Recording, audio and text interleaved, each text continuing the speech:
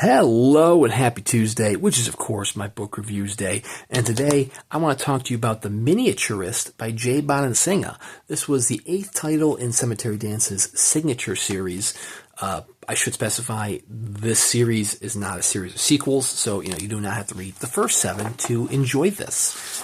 They're just standalone short stories given a nice hardcover treatment featuring a bunch of artwork. In this case, the artwork is from Vincent Chong, which is definitely the highlight of this release. I mean, Chong's artwork is incredible. I love the color artwork right on the cover there, and there's plenty of black and white artwork throughout. It is signed by both Bonansinga and Chong here, but I'll talk more about the edition after the short story. So, how do I talk about this short story? I don't know if you can call this a novella. I mean, it is like 70, almost 80 pages. But it's a very small trim size, plus with plenty of illustrations, which take up the whole page and don't reflect on the back of the page, so it doesn't bleed through. It's really short story length. This is I guess it's a noir, but it's like a steampunk noir, if that makes sense. This novel novella, short story, whatever you want to call it, just really pushes you in the deep end right away.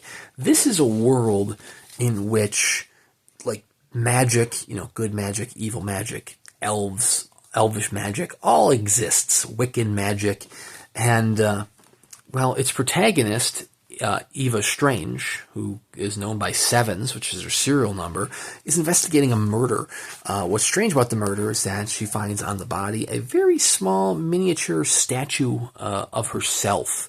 And so she has to, go down some dark alleyways to try to discover what happened. After having read the short story, I unfortunately can't tell you what happened. And that's not because I'm trying to keep it spoiler free. That's because I read it and I'm just really confused at the end of it. Like, what the hell did I just read? You had me up until the last few chapters. I mean, even the ride up to those last few chapters were kind of bumpy because, like I said, it just throws you in deep. It's not really sci-fi, but it's like a science fiction-y world. Like, it's a futuristic dystopian world that combines fantasy elements within it. It's not based off an original. It's not based off an existing IP, from what I can tell. But it almost reminded me a bit of Shadowrun, which is an RPG, which is almost like futuristic dystopian with a lot of magic thrown in. Like, it just expects you to pick it up. Like, there's a ton of world building in these 80 pages. Which, I mean, I'm fine with that if you're going to do the world building well, but, like, it wants to get its story along the way, too. So, like, you don't get time to catch up. You're quickly going from one to the next. The opening chapter is the point of view of the man whose murder she's investigating. It's the man's death. It's your cold open to your NCIS episode. And in those few pages, it's just like, what? You have no idea there's magic in this world. You're getting like terms thrown at you left and right, and you're thrown in. And it's not bad. I've read worse. To go with like the little Wiccan magic witchcraft theme, each chapter does start off with a nice little spell and an illustration by Vincent Chong of what that spell is. And if the spells seem like they're random and out of place, that's the novel for you, the novella. It's a lot of, fantasy elements thrown in, creatures left and right, but you never really get a good explanation to the magic, to the world. Like I said, you have like whiplash going from one situation to the next. And, the description compares her to Sam Spade and Philip Marlowe, which, I mean, in terms of her being a detective, sure. In terms of being like a private eye, sure. But, I mean, it never really feels like a noir, at least not in those regards.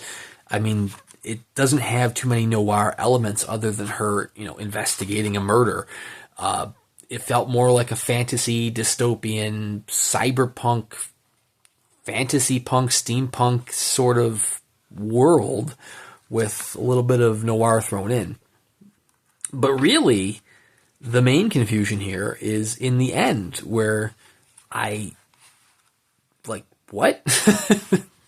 It almost has like this Lovecraftian, like, ethereal quality that just kind of hits you out of nowhere in the last, like, chapter and a half. And it left me blindsided. I'm like, I don't understand what I read. Which, to give Lovecraft credit, I mean, I guess that's what you're going for. You know, it's indescribable, and that is what you have here. I recently just read The Forum by James Newman, which was the first of the signature series that I read. I loved The Forum. The Forum was great. Check out The Forum. This one, honestly, can probably be skipped unless you are a diehard Shadowrun player from back in the day and you want to read about a little world and get immersed in a world that's very Shadowrun-esque. Then this might be for you. Otherwise, I feel like Bonansinga could have used more pages to expand upon this world so you didn't feel as rushed, so you didn't feel as overwhelmed as you did. I mean, really, the shining star of this release is Vincent Chong's artwork. Chong does an incredible job. I don't have the numbered and lettered to compare to like I did for The Forum. Presumably the letter edition is going to have a nice leather-bound cover, slightly different color end papers. But really, it's Chong's artwork throughout that really is the highlight of this. But honestly, you can watch this video to get said artwork, and you're going to get just as much enjoyment out of the artwork as you would if you were to go pick it up for yourself. Because if you did want to pick up a copy, this is completely sold out from Cemetery Dance. I mean, this title is over 10 years old, so that's just bound to happen. You should be able to find it relatively cheap on the secondary market if you do find a need to seek this out. But if I'm being blatantly honest, you could probably skip this one.